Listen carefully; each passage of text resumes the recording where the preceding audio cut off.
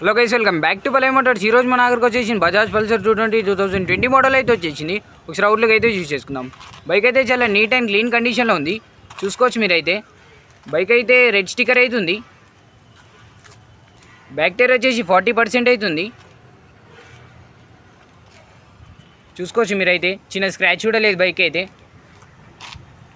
Bike అయితే single owner అవుతుంది.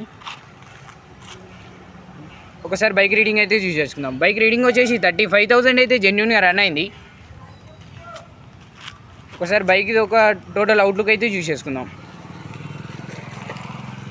Front tyre వచ్చేసి 0% అవుతుంది. ఒకసారి బైక్ అయితే స్టార్ట్ అయితే చేసి చూసుకుందాం మనం.